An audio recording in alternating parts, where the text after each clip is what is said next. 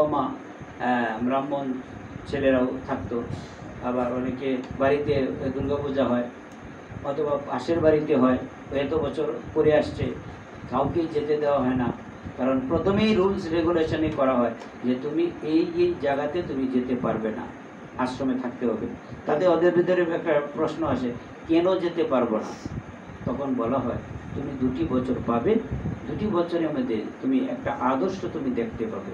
এই আদর্শে তুমি যখন বাড়িতে ফিরবে, গৃহাশ্রমে ফিরবে, তখন তুমি নিজেকে সেইটাকে ইউটিলাইজ করার জন্য তুমি একটা শক্তি খুঁজে পাবে। রামকৃষ্ণ মিশন যারা পড়াশোনা করে, যে তারা যখন বাইরে সমাজে প্রতিষ্ঠিত হয়, তখন তাদের উপরে দায়িত্বগুলো এমনিতে এসে যায়। ইন্ডিয়াতে বলেন, বাংলাদেশে বলেন, যে কোনো জায়গাতে যে আশ্রমে আছে সেই ছেলের উপরে দায়িত্বগুলো পড়ে যায়। এই তুমি আশ্রমে ছিলে, তুমি জানো, তুমি এটা দেখবে। এর কারণটা কি? সমাজে একটা ভাব যেন যায়, মানুষ যেন গ্রহণ করে, তার থেকে যেন আউটপুট ভালো পায়। ভালো মানুষের অভাব, ভালো মানুষের কিন্তু মানুষ খুঁজে বেড়ায় সব জায়গাতে, সমাজে সর্বত্র। এখন আমাদের বিভিন্ন সমাজে বিভিন্ন রকম করাপশন থাকতে পারে, আমরা সেইগুলো দেখতে যাব না। আমরা তো মানুষের কিন্তু মূল্যায়ন আছে। আপনি যে যাই বলুন না কেন, বর্তমান সমাজে হোক, ভবিষ্যতে হোক, অতীতে হোক, ভালো মানুষের মূল্যায়ন আছে, থাকবে। মনে করবেন না আপনার বিভিন্ন অত্যাচারিত হতে পারেন, কিন্তু আদর্শ থেকে বঞ্চিত হয়ে জীবন যাপন করবেন না। আদর্শ ধরে থাকবেন, জীবনে শান্তি নিয়ে মরতে পারবেন। মরার আগেও একটা শান্তি পাবেন যে আমি একটা আদর্শকে ধরেছিলাম। প্রাণকৃষ্ণের বৈঠকখানে বসিয়ে আছেন রাম, মনমোহন, এরা পাড়ার বাবুরা, অন্যান্য নিমন্ত্রিত ব্যক্তিরাও আছেন। ঠাকুরজি বলেন শনিবার জন্য সকলেই উৎসুক হইয়া আছেন। এই যে ঠাকুরের এই কথাগুলো যখন আপনারা পড়বেন বা পড়ে শোনান, তখন খুব গভীরভাবে শুনবেন।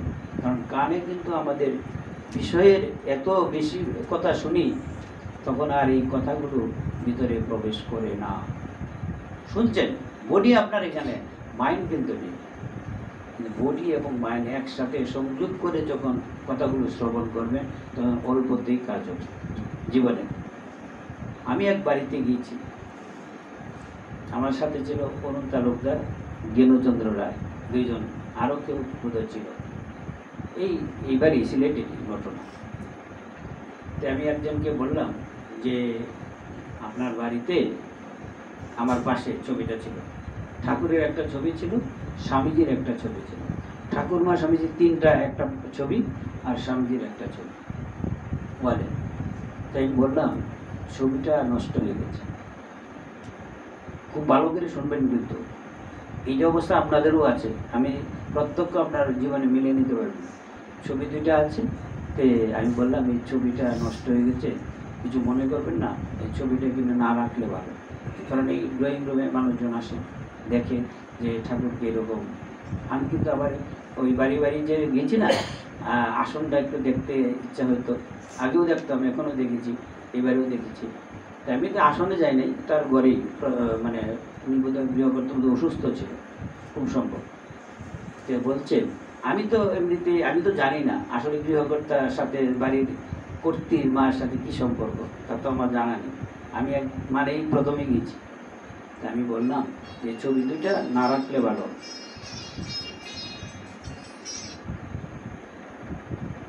গৃহকর্ত্রী একটা কিন্তু কাজ করেছে। পরের দিন আমি কালেকশন করছি, পরের দিন কালেকশনে আমাকে ফোন করেছে।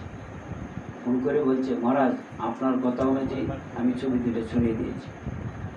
এটা পরের দিনের কথা, ওই দিনের কথাটা শুনুন, যেটা আপনাদের জন্য খুব কাজে লাগবে। সেদিন ওনার স্বামী বলছে মহারাজ আপনি বলছেন, আমি বলছি যদি ভালো থাকতে চান পরিবারে, স্ত্রীকে 2বার প্রণাম করবেন। আমরা মাকে আসনে গিয়ে প্রণাম করি না, আপনার স্ত্রীকে বাড়িতে 2বার প্রণাম করবেন। মীরবাবু যদি করতে পারেন, আপনি কিন্তু মৃত্যুর আগ পর্যন্ত শান্তিতে মরতে পারবেন। কখন আমি আবার বললাম, কখন ঘুমের থেকে উঠে একবার, আর ঘুমানো যাওয়ার আর আগে। ওনার স্ত্রী কিন্তু দাঁড়িয়ে রয়েছে। ওনার স্বামী কি বলছে জানেন? স্বামী বলছে যে আমি প্রতিদিন 2 বার প্রণাম করি। কিন্তু নিজের কথা আমি কিন্তু বানিয়ে বলছি না, এই জন্য সাক্ষীও রয়েছে এখানে, তারাও কিন্তু জানে যে মহারাজ বানিয়ে বলছে। বলছে মহারাজ আমি প্রতিদিন 2 বার প্রণাম করি। বলছে জগদীশ্বরী দ্বারা যে জ্যান্ত মায়ের যদি আরাধনা না করি, উনি অসুস্থ আছেন হয়তো, বলছে উনি মানে আমাকে পরে ফোনে কথা বলেছেন, বলছে আমি এতদিন ধরে বলেছি মহারাজ কোনো কাজ হয়নি, আজকে আপনি বলার পর পরে মানে রাত্রে পরের দিন বলছেন কাজ হয়ে গেছে। আপনার কথা সবসময় কাজ হবে না। এই জন্যই থার্ড পার্সন, এই যে সাধুদের মনে করবেন যে কিছুক্ষণের জন্য আসছে কি করে গেল। যদি আপনি আকাঙ্ক্ষিত হয়ে কথাগুলো শুনুন তাহলে আপনার জীবন মোড় ফিরে যাবে। আর যদি আকাঙ্ক্ষিত না হয়ে শুনুন, কথা যাবে, একদিকে শুনবেন আর একদিকে বেরিয়ে যাবে। কথা কিন্তু বেশি নয় জগতে, কিন্তু কথা বেশি নয়, বেশি নাই, কিন্তু দুইটাই কথা আছে। এই জগৎটা সত্য নয়। কারণ আপনার বাড়িতে সুন্দরী স্ত্রী, ছেলে মেয়ে, নাতি নাতকর কত ঐশ্বর্য যে আছেন, তা আপনাকে কে মানে অশান্তিতে রাখে? কিন্তু অশান্তি কিন্তু অন্য কিছু, অশান্তির সংসার। এই সংসার যে প্রবহমান চলছে, ছেলে মেয়ে নাতি নাতকর যারা আছে, এদের আসক্তিরা অনেকেই দেখবেন স্ত্রীকেও ছাড়তে পারে, কিন্তু নাতি বলে আর কেউ বলে না। বলছে মহারাজ আমার একটা নাতি আছে, নাতির কথা তো আমি ভুলতেই পারি না, নাতির কথা বলতে পারি, মানে নাতি আকর্ষণ, নাতি বিষয় আকর্ষণ করে রাখছে। এই যে মজার কাণ্ড ইনি স্বীকার করেছেন, আপনাদের প্রত্যেকেরই কিন্তু আছে বাড়িতে বাড়িতে। পরীক্ষা করে দেখবেন, ভালো থাকবে 2 বার প্রণাম করলে, খারাপ হবে না। আর আমাদের তো রামকৃষ্ণদেব, প্রত্যক্ষ রামকৃষ্ণদেব শিখিয়ে গেছেন, নিজের স্ত্রীকে তিনি সুরস্বরূপে পূজা করেছেন। ছেলেখেলা কথা নয়, পৃথিবীর ইতিহাসে, পৃথিবীর আজ পর্যন্ত পৃথিবীর ইতিহাসে এরকম কোনো ঘটনা নেই। রামকৃষ্ণের জীবনে যা দেখিয়ে গেছেন, প্রত্যক্ষ মাকে তিনি ইষ্টদেবীর স্থানে রেখে গেছেন। এখানে আপনি করলে, আপনার করলে কোনো অসুবিধা নেই, ভালোই হবে, সংসারের কল্যাণই হবে। ঠাকুর বলতেন ঈশ্বরও তাহার ঐশ্বর্য, এই জগৎ তার ঐশ্বর্য। কিন্তু ঐশ্বর্য দেখেই সকলে ভুলে যায়। বসে পড়ুন, বসে পড়ুন।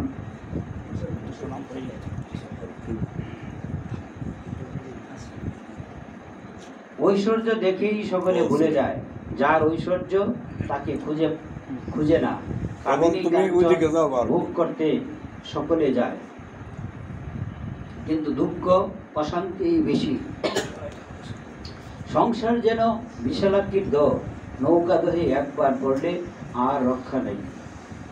সেগুল কাটার মতো এক ছাড়ে আরেক জড়ায়, গোলক দাদায় একবার ঢুকলে বেরোনো মুশকিল। মানুষ যেন জলসা পোড়া হয়ে যায়। আপনারা সকলেই আছেন, সংসারের মধ্যেই আছেন। রামকৃষ্ণদেবের এই কথাগুলো যদি আমরা চিন্তা করি, ভাবনা করি, তা আমার জীবন থেকে সংসার তিরোহিত হোক, কথাটা কিন্তু চিন্তা করতে হবে যে সংসার তিরোহিত হোক। সংসারের মধ্যে থাকতে বলছে না, সংসারে থেকে সংসারাতীত হোক, যেন আমি হতে পারি, সেই চেষ্টার কথা বলা হয়েছে। সেই জন্য আপনারা যারা রামকৃষ্ণ ভাবময় রামকৃষ্ণ দেবের আশ্রিত হয়েছেন, দীক্ষা নিয়েছেন, এই জীবনযাপন করছেন, অনেকেই আছেন যে ঠাকুরের এই কথাটাকে জীবনে প্রতিফলিত করার জন্য আপ্রাণ চেষ্টা করে যাচ্ছেন। যে কি কথা, একটি দুটি ছেলে মেয়ের পর ভাই বোনের মতো জীবনযাপন করা।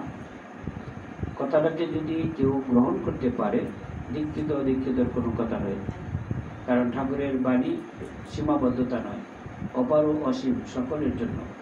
গ্রহণ করতে পারে, তাহলে ঘোর তপস্যা ছাড়া তার জীবন শুদ্ধ পবিত্রতা রাখতে পারবে না। জীবনের আদর্শটা যদি আমি নিতে পারি, তাহলে ঘোর তপস্যা ছাড়া উপায় নেই।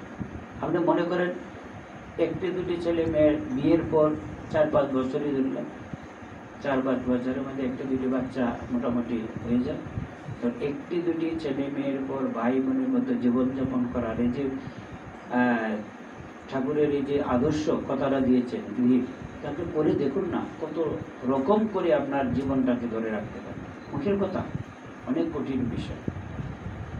আমরা যদি একটা কথাকে গ্রহণ করি, অন্য কিছু বাদ দিলাম, তাহলে জীবনটা কেমন হতে হবে? এই জন্য আমাদের সুখেন্দু চৌধুরী রয়েছেন, ওনাকে বান্দরবন ট্রান্সফার করেছে। তারপরে দেখছেন যে অসততা অবলম্বন করতে হবে, তারপরে প্রত্যক্ষ বন বিভাগে চাকরি করতেন, এই আপনার বাম পাশে বসে আছেন, চাকরি ছেড়ে চলে আসছেন। উনি আমাকে নিজে বলেছেন, এখন কত 74 না, আমি 70 প্লাস বয়স, 70 প্লাস। চাকরি ছেড়ে চলে আসলো, কেন চলে আসলো? যে আমার যা আছে তা আমি পারবো। মেনে নিয়েছে, দুটা বাচ্চা হয়েছে, বাচ্চাগুলোকে নিয়ে, স্ত্রীকে নিয়ে উনি বলেন আমি মরা সুখী আছি। এখানে যে চা বাগানে কি চাকরিতে ঢুকেছে, কেন আসলো? ঘুষ খেতে হবে বলে।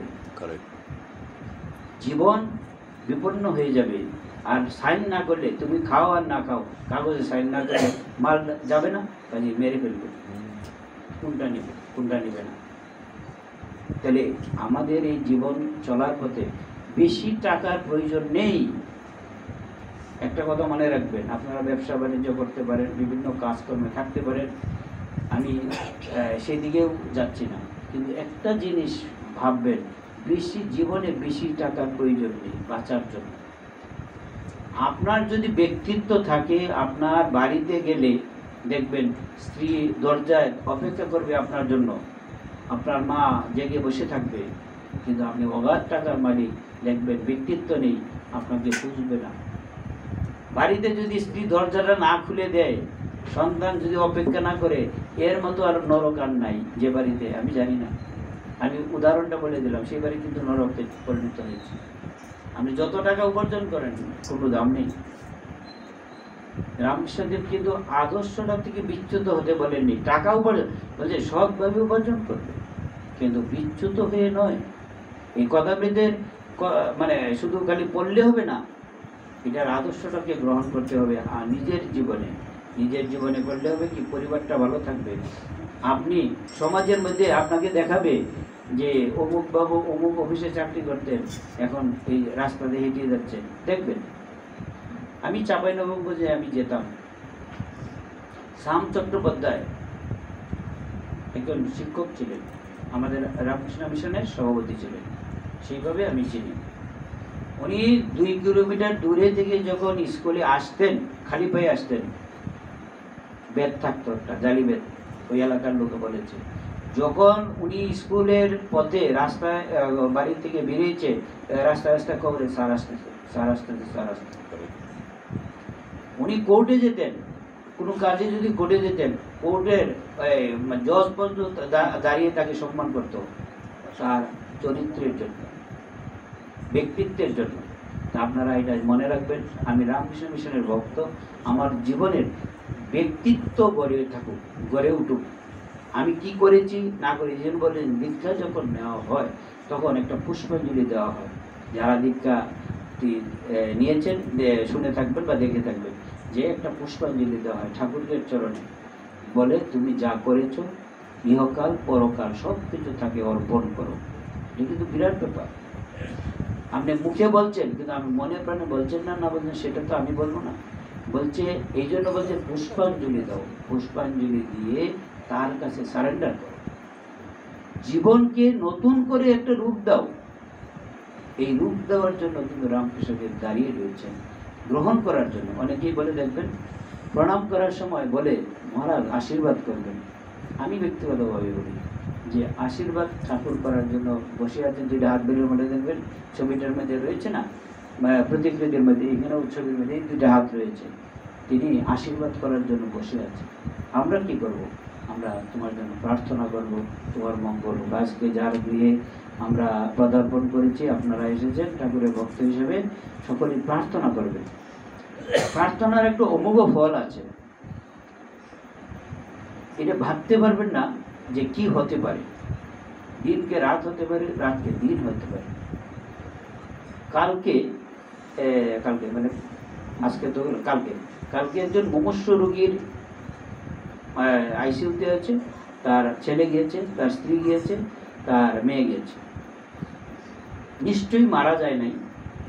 আমি আমার অনুমান থেকে বলছি, আমার ফোনে যোগাযোগ করে নাই, আইসিইউতে ছিল, মারা যাবে বলে এই মিশনে কিছু ডোনেশন করতে আসছে।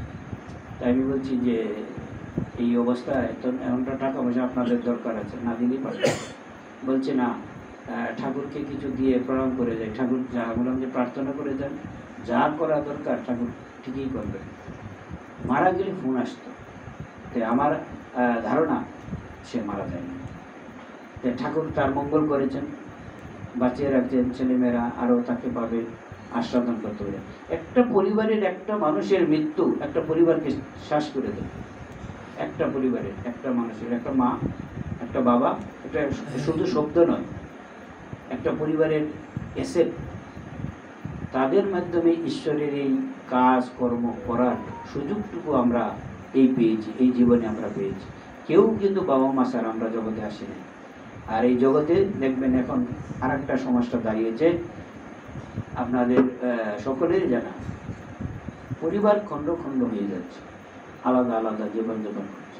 আমি বলছি ভাই আলাদা থাকো, কিন্তু সম্পর্কটা ছেদ করো না। আমাদের সাথে যখন আলোচনা হয়, শ্রীরামকৃষ্ণদেব কিন্তু এটা চেতেন যে তোমরা মনে মনে সকলের সাথে সম্পর্কটা ভালো রেখো। এই যে কিছুক্ষণ আগে একজন বলছিলেন যে অসুস্থ হয়েছেন, তার পাশের বাড়ির লোকও জানে না, তিনি কাউকে খবরও দেন নাই। তাইলে আপনারা ভক্ত হয়ে এই সংগঠন করে আপনাদের কী লাভ? এটা প্রশ্ন আকারে রইল।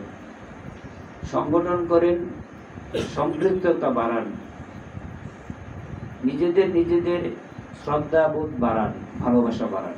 তাহলে দেখবেন ঘরের মধ্যে শান্তি তো দিতে পারবেন, পরে বাইরেও শান্তি। যদি ঘরের মধ্যে শান্তি না নিতে পারেন, বাইরেও আপনি শান্তি নিতে পারবেন না, দিতেও পারবেন। জীবনটাকে ঠিক করতে হবে, নিজের জীবন ঠিক হবে। আপনি ফিজিক্স, কেমিস্ট্রি, ম্যাথ অনেক পড়েছেন, কিন্তু বাস্তবতা দেখেন আপনি আদর্শ সত্য থেকে বিচ্যুত হয়ে যাচ্ছেন। হাজার হাজার কোটি কোটি টাকা মানুষে কিন্তু একটা সিগনেচারের মাধ্যমে নেই। আর একটা চোর চুরি করে 2 কেজি 3 কেজি চাল চুরি করছে, তাকে ধরা হচ্ছে, তাকে জেলে দেওয়া হচ্ছে। আর যারা করছে সবাই জানেন, আপনারা এখানে যারা আছেন সবাই জানেন, কেউ জানেন না তা নয়, কেউ কাউকে বলবেন না। কেন? বললে যদি কিছু হয়। রামকৃষ্ণদেব কিন্তু এটি পছন্দ করেন না। রামকৃষ্ণদেব বলছেন যা করবে মনে প্রাণে বিচার করে করো, বিচার করে জীবনযাপন করো। বলছে সতীর স্ত্রী অবশ্যই তার ভরণ পোষণ করতে হবে। এই যে বৃদ্ধাশ্রম বাড়ছে, সংখ্যা বাড়ছে এখন, কেন বাড়ছে? এর কারণ হলো যে দায়িত্ব নিতে চাচ্ছে না, ছেলে বউ পিতামাতা দায়িত্ব নিতে চাচ্ছে না। কারা নিচ্ছে? এখন দেখছি মেয়ের জামাইরা নিচ্ছে।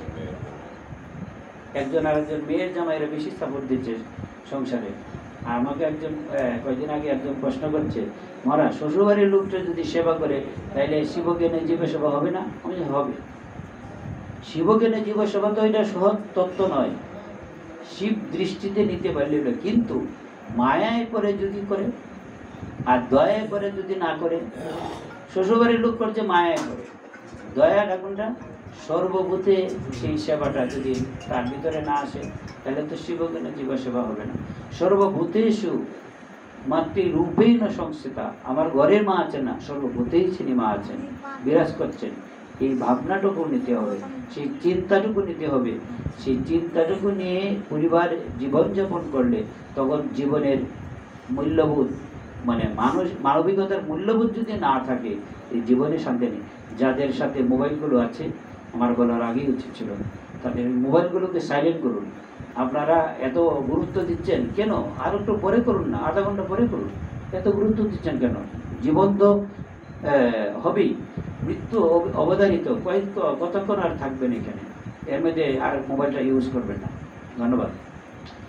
ঐশ্বর্য দেখে সকলেই ভুলে যায়, তার ঐশ্বর্য তাকে খুঁজে না। কামিনী কাঞ্চন ভোগ করতে চলে সকলেই যায়, কিন্তু দুঃখ অশান্তি বেশি। সংসার যেন বিশালাকৃত, নৌকা দোহে একবার পড়লে আর ওখানে। এই সংসার সংসার সংসার, প্রত্যেকেই বলবেন আমার এই সমস্যা সে। কেউ এমন এখানে কেউ নেই সমস্যা ছাড়া আছে, প্রত্যেকেরই সমস্যা আছে, বিভিন্নভাবে সমস্যা আছে। কিন্তু একটা জিনিস সবসময় মনে রাখবেন, আমি কতটুকু ভক্ত হতে পেরেছি, আমি কতটুকু স্যাক্রিফাইস করতে পারছি, আমি কতটুকু সত্যকে ধরে থাকতে পারছি। যদি এই অ্যানালাইসিসগুলো আসে, নিজের জীবনে আসে, আপনার জীবন পরিবর্তন হবে। আপনার জীবনে রামকৃষ্ণদেব স্থায়িত্ব লাভ করেছে। রামকৃষ্ণ মানে একটা ছবি নয়। এই রামকৃষ্ণ, এই ছবিটা আমরা দেখছি না, আমরা ধুতি পরা, এই যে খালির একটা ধুতি উত্তরীয় এভাবে রাখছেন, এই ছবির মধ্যে রামকৃষ্ণ শুধু নয়, রামকৃষ্ণ সব কিছুর মধ্যে নিহিত রয়েছেন। এখন সেটা কি? সত্যতা, রামকৃষ্ণ পবিত্রতা, সরলতা, উদারতা, নিঃস্বার্থপরতা এবং ভালোবাসা। দেখবেন অনেকেই ধর্মকর্ম অনেক কিছু করে, কিন্তু দেখবেন গরিব লোক যখন আসে তাকে মুঠে মাত্র তাকে সে দেখতে পারে। ধর্মকর্ম কাজে উপবাস টুবাস যা করা দরকার করছে, দেখতে পারে, হচ্ছে না, ধর্মটা ঠিক হচ্ছে। আর একটা দেখবেন উপবাস অনেক করেন, কিন্তু দেখবেন বাড়ির স্বামীর প্রতি, আমাদের সনাতন ধর্মে অনেক রকম উপবাস, এই 12 মাসে 13 পার্বণ, তাও না শেষ হিন্দুর পার্বণ, পার্বণের আর শেষ নেই। আর পার্বণ মানে তো পকেট খালি, গৃহকর্তার পকেট খালি হয়ে যায়।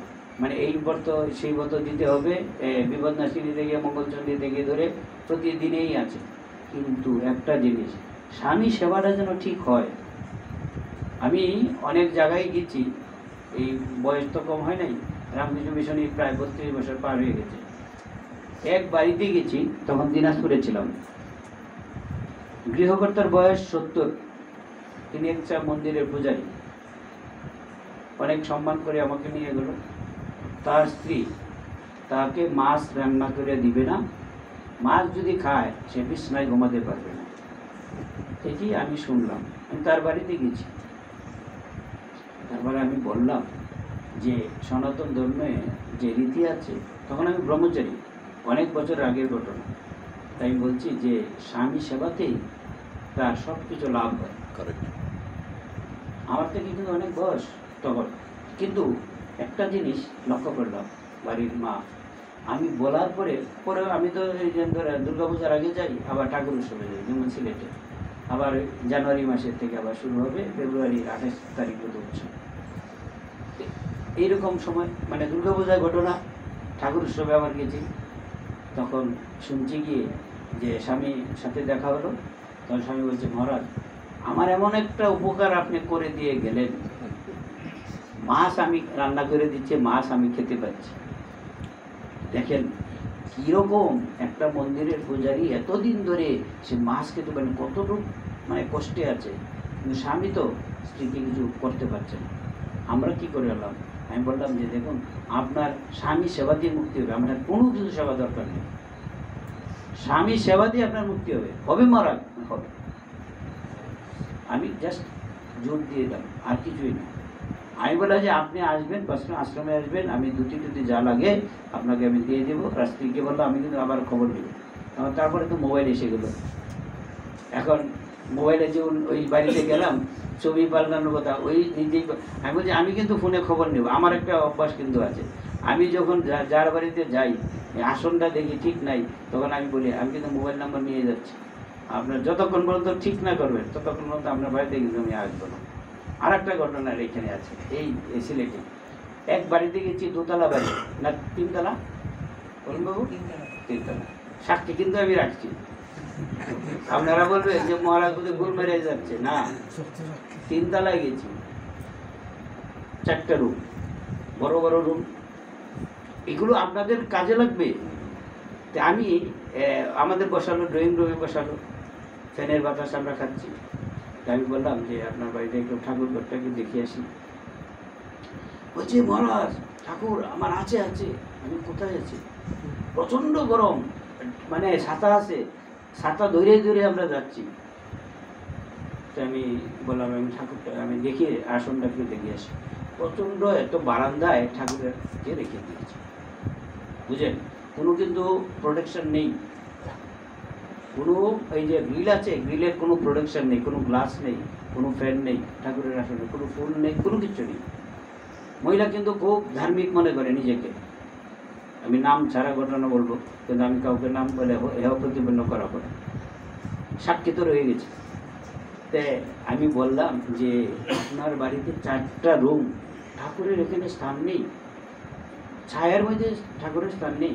আপনার বাড়িতে তো আমি ওই ঠাকুরের আসন ঠিক না করলে আপনার বাড়িতে রান্না নেই।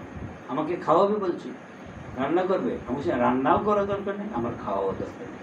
ঠাকুর যা যে ঠিক করবেন তারপর পরবর্তী আপনার বাড়িতে আমি আসবো বলে আসছি। তারপরে গত কত তারিখ? 19 তারিখ। 19 তারিখ